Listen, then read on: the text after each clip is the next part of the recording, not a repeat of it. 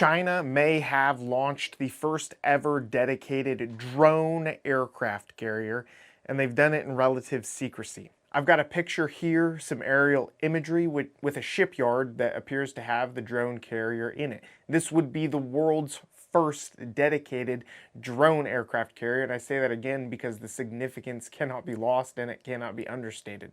I'm really curious to hear y'all's thoughts on this. I love talking about this kind of stuff. I am an Intel nerd at heart. I've been one for a very long time. And talking about the capabilities of adversarial nations, especially capabilities that we don't possess in the US, is one of my favorite things to do. So let me know what you think.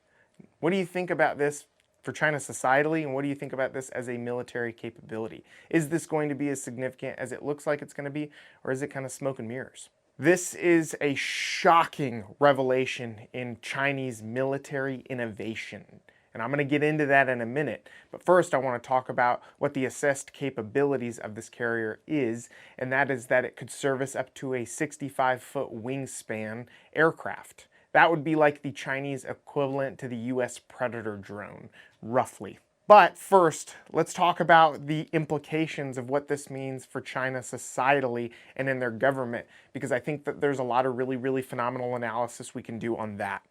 So China is an authoritarian nation.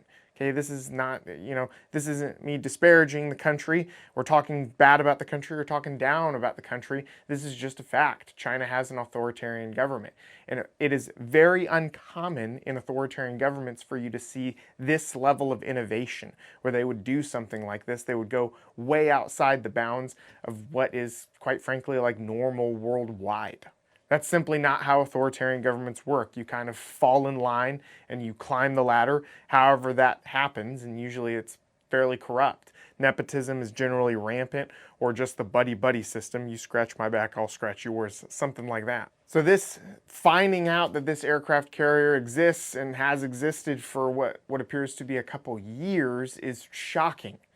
Okay, the US has 11 aircraft carriers. It has a lot of aircraft carriers, but none of them are purpose-built to launch drones. The Nimitz class aircraft carrier pictured here, it's the most common one.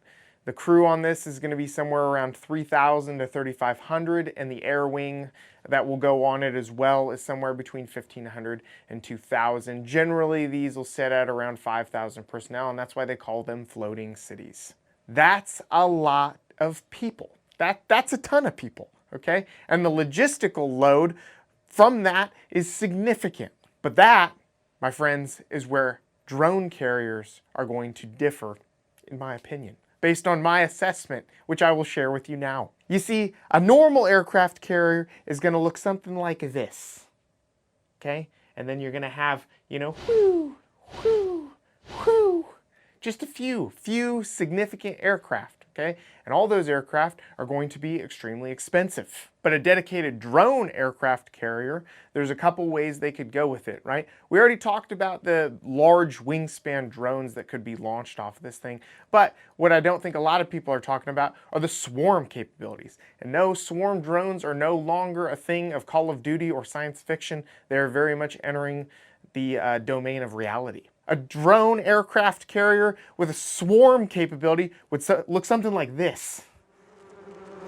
Jesus, get out of here. Oh, God. Aircraft carriers are significant financial investments for a country. Massive. Okay, from the personnel to the logistics required to operate them, to the boat itself. And I know me using the term boat is going to make a lot of my naval brethren and sistren very mad, okay? And that's why I do it. No, but the ship itself is super expensive, and then on top of all of that, you've got multi-million-dollar aircraft that go on these things. It's insane. The cost of them is like earth-shattering, okay? It's like the GDP of small nations for one of these things when it's fully equipped, fully manned, and fully outfitted. That being said, the cost effectiveness of a drone carrier with a much lighter crew requirement, much less logistical load from fuel, food, medical supplies, everything, the cost of everything goes down. And then on top of all of that, drones are cheap. Even the most expensive drones pale in comparison in price, to fighters, to jets. This is going to be an extremely cost-effective way to do business. A country that can field, maybe one aircraft carrier, which, I mean, isn't that uncommon, will probably be able to field, 3, 4, or 5 even drone aircraft carriers. The operational flexibility provided by something like this, you could have a fully offensive drone aircraft carrier with nothing but drones that are meant to launch off of something and go and blow up something else. And I know you know what I'm talking about. I just can't say that word on this platform. I can't say it. Can't say that word. Okay, so don't comment that word, please. Comment other words, and if you want to get funny with it, I wouldn't mind that. I could use a good laugh. In addition to being fully offensive, you could have drone aircraft carriers that are capable of carrying intel platforms or like information collection platforms, stuff that's just supposed to look at things with sensors. There are myriad sensors that we can use in the modern age. I mean, that in and of itself is incredible. And when I talk about operational flexibility as well, to launch drones, you have to have some place to launch them, obviously. Okay, the most abundant, thing to be on in the world is water. Being able to bring an aircraft carrier close to where you have forces operating and then launch things from there, as opposed to having some kind of ground-based place. I mean, it goes without saying that provides you significantly wider left and right limits. Experts are currently assessing that like a drone swarm capability could be used to overwhelm air defense systems, and then, that would open up a corridor for other more expensive air platforms to move through. And I'll tell you, like, even if you do any level of reading, any system can kind of be overwhelmed. If you fire enough things at it, it can't keep up. It's just math. It's just basic math. And I got an exercise science degree, so I'm not like super good at math, but I mean, I can do that math. You guys haven't heard me make that joke in a long time, but I brought it back just for you, because I was thinking of you. But yeah, you bring this thing closer to where you're operating, and it can give a slew of capabilities to the personnel on the ground. It can give massive intel. You could have an entire intel hub, an entire like organization dedicated to analysis, to providing intel to ground troops. You could have massive offensive capabilities that could support, ground troops really at a moment's notice. You're significantly less limited. Most countries do not have the global presence the US does. If we want to be somewhere, we probably have something close to it in the form of either a major base, or we are partnered with a nation close by and we have troops there, or we can get troops there.